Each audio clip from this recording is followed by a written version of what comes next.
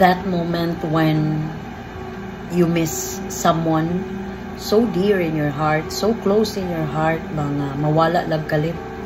Sakit kayo siya. Paminawon na you could no longer see that person in your life. It's sad.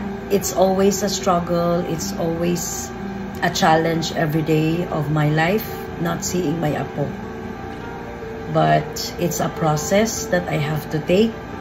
I know it will take some time before ko makaingon jud nga I have moved on, because I can never move on to the fact that